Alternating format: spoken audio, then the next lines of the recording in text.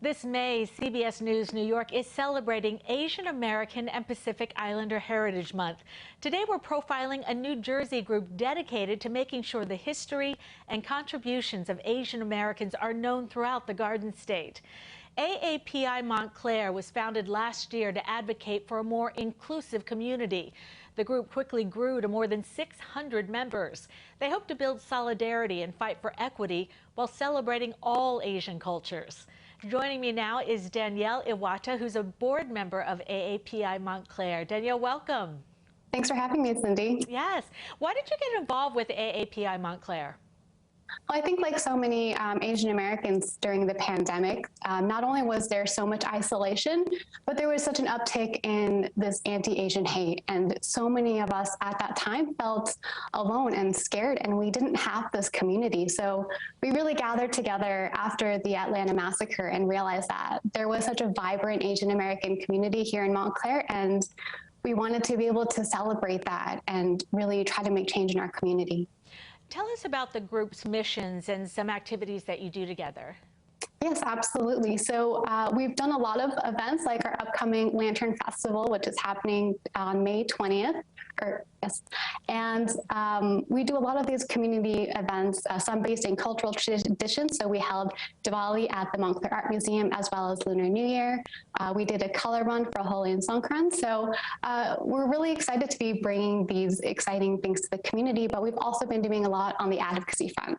We've been working with our local town council to have different conversations about what it looks like to actually support the Asian American community. And we've also been involved in education efforts, partnering with Make Us Visible New Jersey.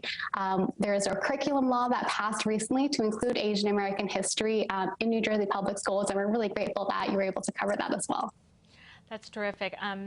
You know, I think one of the big things is that sometimes people think Asians are just a monolith. And as you said, it's, you know, there's so many different groups. I think that Asians are represented in more than 40 different countries. So it's good to hear that, you know, it's not just one group, Chinese, Vietnamese, or you know, one of the many, many countries.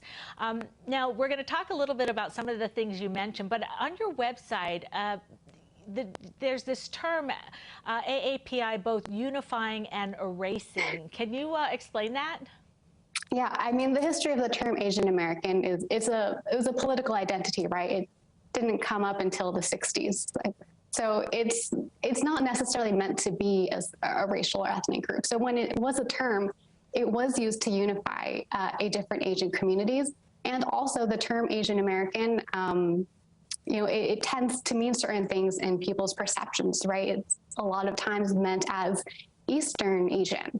And so there are so many Asian communities that aren't always represented in groups, and especially looking at Pacific Islanders and Native Hawaiians, and even the controversy of whether or not those communities want to be considered as part of the AAPI NH community. So we just understand that there's so much nuance there. It's an evolving conversation, and we just want to highlight that we're using it as a way to really bring folks together, but still acknowledging that there are a lot of changes that might happen down the line. Yeah.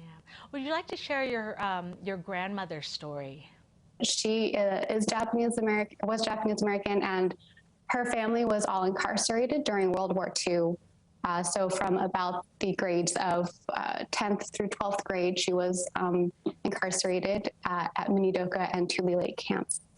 And I mean, the history of Japanese American incarceration is just one that's a blatant civil rights case, right? We have so many citizens and also non-citizens incarcerated simply because they are ethnically Japanese. You know, this is one of the many, many historical things and stories that needs to be taught, and local groups like AAPI Montclair succeeded in getting New Jersey to create an AAPI curriculum requirement starting this fall, which is amazing. How would you like to see these lessons taught? Yeah, I mean, in the same way we've been talking about the term API, we want to make sure that the way that is brought into the curriculum is also really inclusive and really nuanced. We want to make sure that there's also a focus on histories of solidarity. I think a lot of conversations around race, and even especially given some of the tragedies that have been occurring recently, they tend to pit some communities against each other. But, you know, we have a beautiful beautiful history of solidarity with folks like Larry Itleon working with farmers, and of course Yuri Kochiyama, Grace Lee Boggs. And so there are so many exciting stories to really highlight not only Asian American contributions, but the way that we've worked with other marginalized communities to really create solidarity. And we really do need to come together. Let's go back to the Lantern Festival AAPI Montclair is hosting. Tell us about it. Yeah, so we are very excited to be hosting our second annual event. The first one came together, again, right after that Atlanta massacre, and it was really, I think, a strong way for us to make our presence known in the community to host this event. You know, of course, given all of the recent shootings in Dallas and in California, it's so heartbreaking that we have to continue hosting these kinds of events. And also we can't ignore what happened in Buffalo. This type of violence against marginalized communities is just, it's horrendous, it's heartbreaking. And so that's why we came together. And so we'll be using these lanterns, which are part of Asian traditions and, help guide our ancestors' souls. And we'll be lighting the park with over 2,000 lanterns to really memorialize the victims and also illuminate a path forward. And for us, that means working with our communities, highlighting that.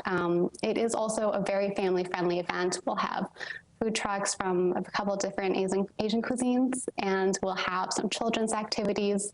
We'll have some musicians and performances. We're also very excited to have Assemblywoman Ellen Park, who's the first Korean American woman elected to the state legislature. So just representing a huge amount of progress too that we've seen over the last year. So we're really excited to have this event once again and really welcome everyone. It's a free event, it's family friendly, and also does take a moment to provide opportunities to really reflect and come together. It sounds very meaningful. Danielle, thank you so much for joining us. Thank you, Cindy. Again, the second annual Lantern Festival for Justice and Remembrance will be held on Friday, May 20th at 7 p.m. That's at Edgemont Park in Montclair. If you'd like more information about AAPI Montclair or to sponsor a lantern at the festival, go to our website, cbsnewyork.com, for more information.